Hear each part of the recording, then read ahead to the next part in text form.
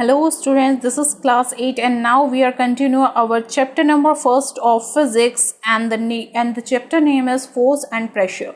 So students, in our last video we already discussed about the what is Newton and what is the force when we apply similar direction and what is the condition when we apply the force with opposite direction and what happen when the force is applying both sides is equal. So ये सब चीज़ें हम लोग ने students देख चुके थे. आज हम लोग देखने वाले हैं जो फोर्स है उसका इफेक्ट क्या होता है. सो स्टूडेंट्स, फोर्स हम लोग ने ये पढ़ा है कि अगर हम कोई भी चीज़ में फोर्स लगाएंगे तो वो चीज़ें फॉरवर्ड होती है, मतलब कि आगे की तरफ मूव करती हैं. ठीक है, ये तो फोर्स का एक लॉ हुआ, मतलब कि उसका एक रूल हुआ, उसका एक इफेक्ट हुआ. बट इसके अलावा भी फोर्स के काफ़ी सारे मतलब कि हम लोग चेंजेस देखेंगे, काफ़ी सारे इफेक्ट है वो यहीं पे हम लोग रीड करेंगे. जैसे कि जो फोर्स है उसके ही चलते क्या होता है, कोई भी चीज़ एक प्लेस से दूसरे प्लेस में मूव करती है. फोर्स होने पर ही अगर जब फोर्स का इफेक्ट क्या होता है कि वो उसके शेप एंड साइज को चेंज कर देती है किसी भी ऑब्जेक्ट के. फोर्स के वजह से ही कोई चीज़ जो सिमिलर डायरेक्शन में चल रही है वो वहाँ पे स्टॉप भी हो सकती है. तो यही सब चीज़ों को देखने वाले हैं ना, ये इंटरेस्टिंग टॉपिक. तो चलिए इसे पढ़ते हैं एंड रीड करते हैं.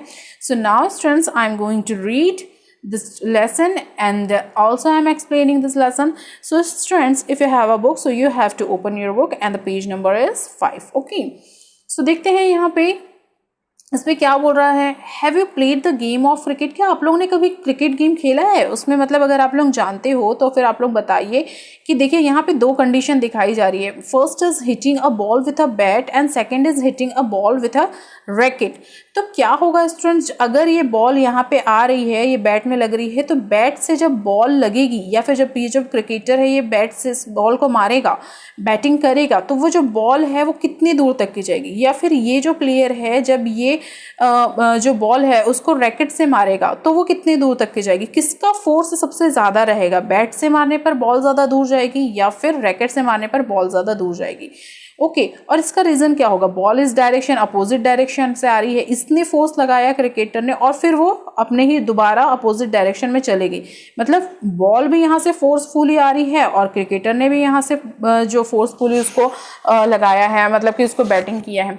तो यही चीज़ वो बताना चाह रहा है कि क्या कभी आप लोगों ने अगर क्रिकेट खेला है या फिर क्रिकेट मैच देखा है तो आप लोग इस चीज़ को ईजिली समझ सकोगे कि अगर जो बॉल है उसको मतलब कि बैट से मारने पर या फिर रैकेट से मारने पर किससे ज़्यादा बीट करने पर उसमें क्या होगा, फोर्स होगा, कितने ज़्यादा वो मूव करेगी और आगे जाएगी. तो इसी चीज़ को हम लोग देखते हैं यहाँ पे. Now I am going to page, now I am opening the page number 2. Okay, so students, this is page number 2. So यहाँ पे हम लोग देखते हैं कि इसमें वही चीज़ बता रही है कि जब आप लोग किसी भी ऑब्जेक्ट को, the effect of the force acting on an object through action like heating, kicking, pushing and pulling, crushing and stretching can be seen only. तो अगर आप लोगों को फोर्स लगाना है किसी भी ऑब्जेक्ट में तो आप किसी भी चीज़ में फोर्स लगाने के लिए क्या करेंगे, उसको हीटिंग करेंगे, उसको किकिंग करेंगे, पुशिंग करेंगे, उसे पुलिंग करेंगे या तो फिर खींचेंगे या फिर क्रशिंग करेंगे, मतलब कि उसको पूरा क्रश कर देना, तो वहाँ पर भी आपको फोर्स अप्लाई होता है. एंड स्ट्रेचिंग, किसी भी चीज़ को, जैसे आप लोगों ने देखा होगा ना, जो रबर है उसको अगर जब हम स्ट्रेच करते हैं, खींचते हैं, तो वो क्या होता है, जो रबर बैंड है वो खिंचाने लगता है. ओके, स्ट्रेच होने लगता है. तो वहाँ पर भी हम लोग फोर्स अप्लाई करते हैं. ऐसा नहीं है कि सिर्फ हम लोग हीटिंग या किकिंग के टाइम पर ही फोर्स अप्लाई करते हैं. नो, हम लोग पुशिंग के टाइम पे किसी भी चीज़ को आप जब पुश करते हो तब भी आप प्रेशर लगा रहे होते हो. ओके, किसी भी चीज़ को आप लोग खींच रहे हो, पुलिंग कर रहे हो तो भी आप लोग प्रेशर लगाते हो. क्रश करने के लिए भी आपको प्रेशर लगाना ही पड़ता है. तो यहाँ पर मतलब कि इतने सारे ऑब्जेक्ट्स, मतलब किसी भी ऑब्जेक्ट्स को मूव करने के लिए यहाँ पे फोर्स के इतने सारे एक्शन आप लोगों को बता दिए गए हैं. तो देखिए यहाँ पे एक कॉलम है स्टूडेंट्स, मतलब ये कॉलम किस लिए बना है, यहाँ पे एक्शंस बताए गए हैं और आपको ये बताना है कि यहाँ से जो चीज़ें हम लोग एक्शन करेंगे तो मतलब यहाँ पे क्या इफेक्ट पड़ेगा. जैसे कि किकिंग अ बॉल, जब हम लोग बॉल को किक करेंगे तो वो क्या होती है, बॉल मूव फॉरवर्ड, बॉल आगे जाएगी. हीटिंग अ बॉल, इस कंडीशन में भी बॉल आगे जाएगी. स्ट्रेचिंग अ रबर बैंड, जब हम लोग रबर बैंड को स्ट्रेच करेंगे तो वो रबर बैंड भी क्या होगा, स्ट्रेच होगा, इलॉन्गेट होगा. Strolling with a luggage cart, जब आप लोग लगेज कार्ट को स्ट्रोलिंग करते हैं, खींचते हैं, तो फिर क्या होता है, गाड़ी आगे बढ़ती है क्योंकि आप लोग फोर्स लगाते हैं. तो जब भी हम लोग फोर्स लगाते हैं तो कोई भी चीज़ अपने फॉरवर्ड डायरेक्शन में जाती है या फिर मूव होती है. तो यहीं पर हम लोग देखते हैं जो फोर्स है उसके क्या क्या इफेक्ट होते हैं. फर्स्ट इफेक्ट हम लोग देखेंगे students, a force can move stationary object. मतलब कि ये देखिए, ये बॉल अपने स्टेशनरी ऑब्जेक्ट में है, एक प्लेस में ही खड़ी हुई है, लेकिन जब ये पर्सन जो है वो उसको फोर्स लगाएगा तो ये क्या होगी, इस प्लेस से अलग मूव हो जाएगी और आगे बढ़ेगी। तो फोर्स का सबसे पहला इफेक्ट क्या है कि जो भी स्टेशनरी ऑब्जेक्ट है वो अपने प्लेस से क्या हो जाता है स्टूडेंट्स, मूव हो जाता है। यहाँ पे इस सीन में हम लोग इजीली देख सकते हैं। उसी तरीके से देखिए सिमिलर इस पिक्चर में भी बताया गया है, दोनों फोर्स लगा रही है। देखिए ये जो बच्चा है ये कितना ज़्यादा फोर्स लगा रहा है, force causing a static object to move. जैसे ये साइकिल है एक प्लेस में खड़ी थी, अब इन लोगों ने क्या करने लगा, फोर्स लगाने लगे, तो अब वो जो साइकिल है वो क्या हो रही है स्टूडेंट्स, आगे भग रही है। तो ठीक है, फर्स्ट इफेक्ट क्या देखें हम लोग ने फोर्स का, कि जब भी हम लोग फोर्स लगाते हैं तो जो स्टेशनरी ऑब्जेक्ट है वो अपने प्लेस से क्या करता है, मूव करता है। सेकेंड इफेक्ट देखते हैं हम लोग, अ force can stop a moving object. अब फोर्स के थ्रू ही हम लोग किसी भी ऑब्जेक्ट को क्या कर सकते हैं, जो ऑब्जेक्ट मूव हो रहा है, जो बहुत स्पीडली आ रहा है, और आपने यहाँ पे फोर्स लगा दिया तो वो ऑब्जेक्ट यहीं पर रुक जाएगा। देखते हैं किस तरीके से। देखिए ये जो बॉल है ये फोर्सफुली इस पर्सन के पास आ रही है और ये उतने ही फोर्सफुली इसको पकड़ने की कोशिश कर रहा है। अगर आप एकदम लाइट हैंड से बॉल को पकड़ेंगे तो वो बॉल क्या होगी, आपके हाथ से छूट जाएगी और नीचे गिर जाएगी। इसीलिए आपको उसको अपने हाथ में भी उतना ही फोर्स लगाना पड़ता है जितने स्पीड से वो बॉल आ रही है। तभी ये देखिए फोर्स से आती हुई बॉल को, ये फोर्स से बॉल आ रही है और यहाँ पर ये पर्सन फोर्सफुली उसको कैच कर रहा है। तो इसका मतलब ये हुआ कि अगर फोर्स से भी कोई चीज आती है और आप अपना भी फोर्स उसमें लगाते हैं तो क्या हो जाती है, वो चीज को आप लोग स्टॉप कर सकते हो। मतलब कि देखो ये फोर्सफुली ये बॉल आ रही है और इस पर्सन ने फोर्सफुली उसको कैच कर लिया। आप कैच करने के बाद ये जो बॉल है वो उसके हाथ में है। ओके, सिमिलरली देखिए यहाँ पर भी ये पर्सन अलग फोर्स लगा रहा है और ये पर्सन अलग फोर्स लगा रहा है। मतलब कि ये पर्सन दौड़ता हुआ अपने नेट के पास जा रहा था और ये पर्सन दौड़ते हुए, ये रग्बी गेम है तो इसमें उसकी बॉल को छीनना था। तो देखिए दोनों में कितना ज्यादा फोर्स है, ये फोर्सफुली उस बॉल को छीनेगा। कब छीन सकता है, क्या वो लूज हैंड से अपने इस बॉल को ले सकता है क्या, नहीं। या फिर अगर ये पर्सन है इस बॉल को एकदम ढीले हाथों से पकड़े, लूज हैंड से पकड़े, तो क्या वो उस बॉल को कभी भी इसको दे पाएगा, मतलब कि इजीली वो उससे उसके हाथ में दे देगा। ठीक है, इसलिए अगर उसको अपनी बॉल को, इस पर्सन को, इस प्लेयर को अपनी बॉल को बचाना है तो वो उसको फोर्सफुली पकड़ के रखेगा। तो देखिए दोनों जगह फोर्स करके हम लोग किसी भी ऑब्जेक्ट को रोक सकते हैं जो मूव होती हो। ओके, तो दो इफेक्ट हम लोग ने देखे स्टूडेंट्स। यहाँ पे दो इफेक्ट क्या थे स्टूडेंट्स, देखिए फर्स्ट इफेक्ट क्या था, फर्स्ट इफेक्ट था हमारा कि फर्स्ट इफेक्ट क्या था, a force can move stationary. जो भी कोई स्टेशनरी ऑब्जेक्ट है अपनी जगह पे खड़ी है उसको फोर्स के थ्रू क्या किया जा सकता है, फॉरवर्ड किया जा सकता है, अपने प्लेस से मूव किया जा सकता है। सेकंड इफेक्ट हम लोग ने देखा, अगर कोई भी प्लेस अपने प्लेस में मतलब फोर्सफुली आ रही है तो उसके मूव को भी क्या किया जा सकता है, फोर्स के अकॉर्डिंग रोका जा सकता है किसी भी चीज में फोर्स लगा के। अब इसका थर्ड इफेक्ट देखते हैं, थर्ड इफेक्ट फोर्स का क्या बोलता है। थर्ड इफेक्ट बोल रहा है, अ force can change the speed of a moving object. जो फोर्स है उसके थ्रू भी हम लोग किसी भी ऑब्जेक्ट की स्पीड को क्या कर सकते हैं, मूव कर सकते हैं। देखो ये जो पर्सन है यहाँ पे बताया जा रहा है, ये पर्सन है फोर्स लगाते हुए अपनी साइकिल को आगे भगा रहा है, बट यहाँ पे ये पर्सन भी उसमें फोर्स लगा रहा है और साइकिल के पहियों को अपने तरफ में खींच रहा है। यानी कि देखो फोर्स के थ्रू गाड़ी आगे तो बढ़ रही है लेकिन यहाँ पर दूसरा फोर्स लग रहा है। तब क्या हो रहा है कि वो जो ऑब्जेक्ट है वो भी, उसकी जो स्पीड है वो क्या हो रही है, कम हो रही है, चेंज हो रही है, या फिर ये जो ऑब्जेक्ट है ये यहीं पर रुक सकता है। तो अगर फोर्स के थ्रू कोई चीज आगे बढ़ती है तो फोर्स के थ्रू कोई चीज रुक भी सकती है, मूव भी हो सकती है, उसकी स्पीड कम भी हो सकती है। ओके, तो यही यहाँ पे बताया गया है। देखिए यहाँ पे दो चीजें बताई गई है स्टूडेंट्स। सो यहाँ पे कुछ दो एग्जाम्पल्स दिए गए हैं। फर्स्ट एग्जाम्पल में क्या बोल रहा है, अगर कोई पर्सन है और वो साइकिल चला रहा है, ओके, अगर फोर्स अप्लाई कर रहा है और जब उसमें अपोजिट मतलब कि सेम डायरेक्शन से फोर्स आता है तो उसमें क्या हो जाती है, जो स्पीड है वो इंक्रीज हो जाती है।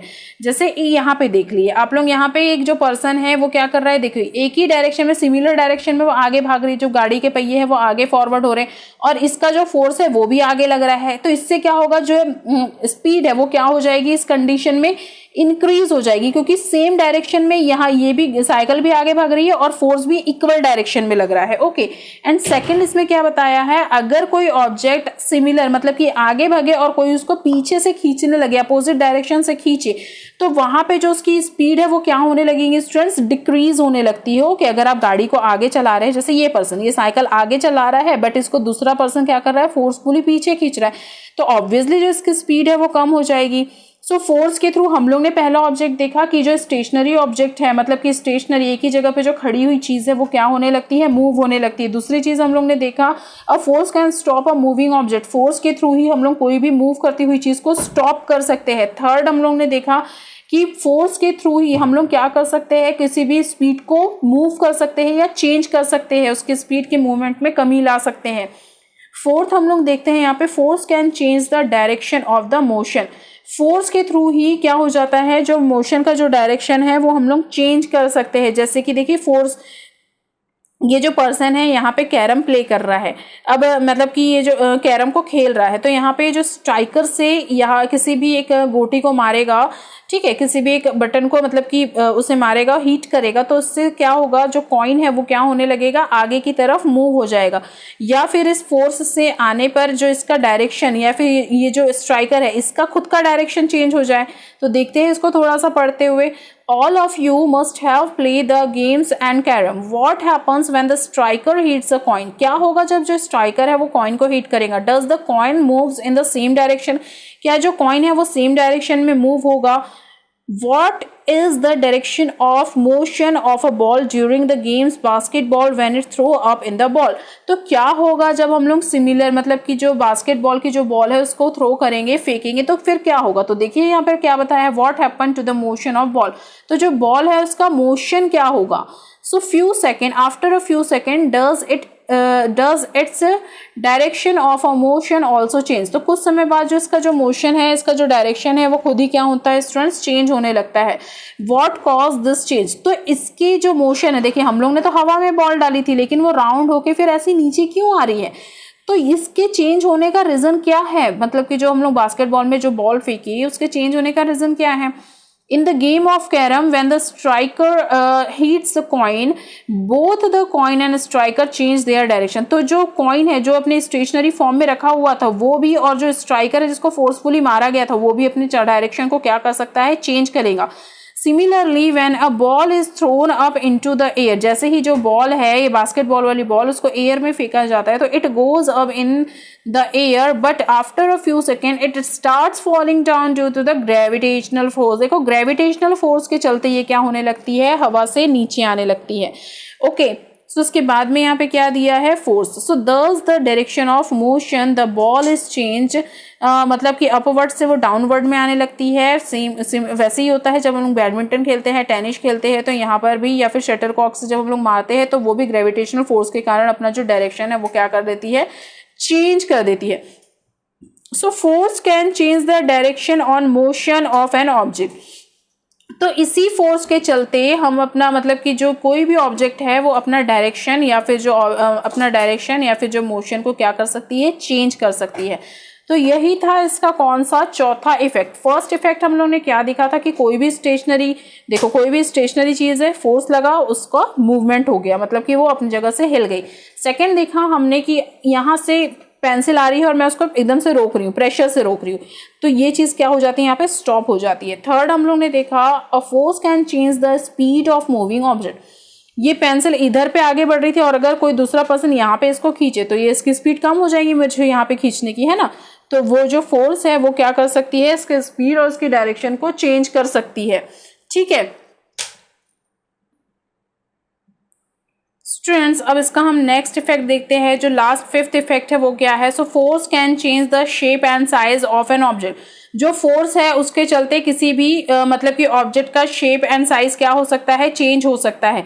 जैसे कि आप लोगों ने देखा होगा स्टूडेंट्स, मतलब कि आपकी जो मम्मी है वो चपाती बनाती होगी, तो एक छोटा सा एक राउंड रहता है, एक छोटा सा रोटी का एक टुकड़ा रहता है, मतलब कि आटे का टुकड़ा रहता है, उसको क्या करता है फोर्सफुली, मतलब कि इस तरीके से फोर्सफुली, बेलन में भी फोर्स लगता है एंड जो प्रेशर है इसमें भी, मतलब कि जो छोटा सा पेड़ा है उसमें भी लगता है, और वो मूव होते होते जो दोनों के प्रेशर से वो क्या हो जाती है, एक बड़ी सी राउंड एक चपाती हो जाती है।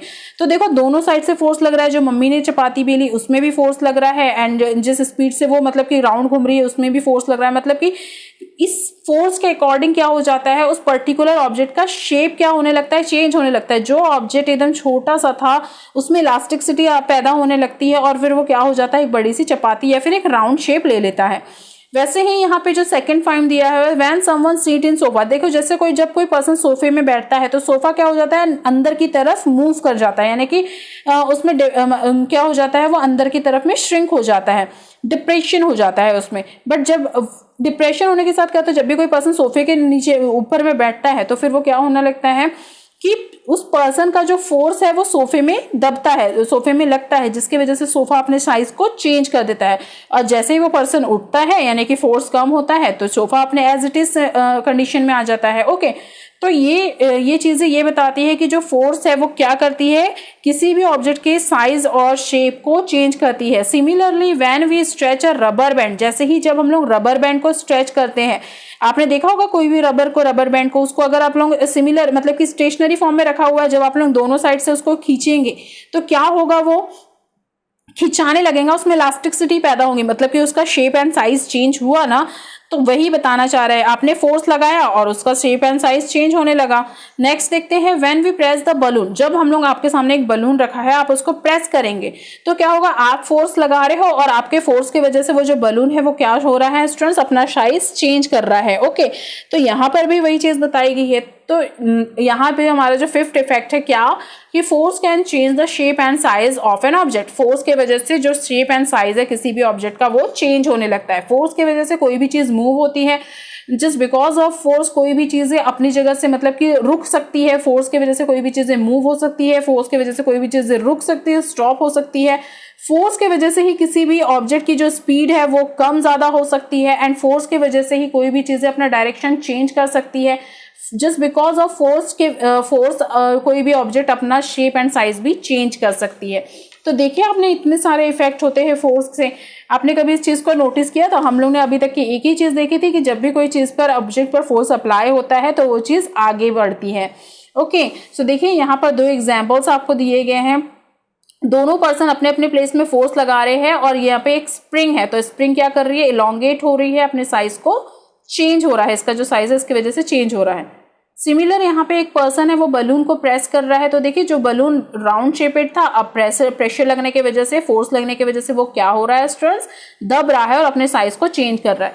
तो स्टूडेंट्स आज हम लोग ने देखा कि इफेक्ट ऑफ फोर्स क्या होते हैं, what is effect of force क्या होते हैं।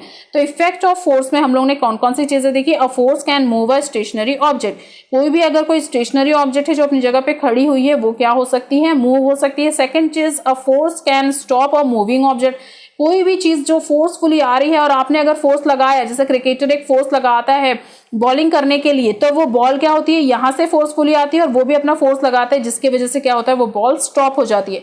अब force can change the speed of moving object, force के वजह से ही जो स्पीड ऑब्जेक्ट है वो क्या हो जाता है, मूव होने लगता है। अ force can change the direction of a moving object, force के वजह से ही जो डायरेक्शन है मूविंग ऑब्जेक्ट का वो चेंज हो जाता है। अ force can change the shape and size of an object, force के वजह से ही भी किसी भी शेप या साइज में कमी या फिर उसमें चेंजेस आने लगते हैं। तो ये थे आज के हमारे टॉपिक। सो स्टूडेंट्स, वीडियो काफी ज्यादा बड़ा हो गया है end of course this is very interesting topic. अगर मैं इसको ब्रेक में बनाती तो हो सकता था कि आप लोगों को समझ में ना आए, अगर मैं इसके पार्ट डिवाइडेड कर देती। सो of course this is a very long topic but very interesting topic also. Okay, so students, I'm stopping here. See you soon with the next exercise of this chapter. Till then, take care, bye bye. And if you have any question, any queries, so without any hesitation you can ask me on your group. So students, bye.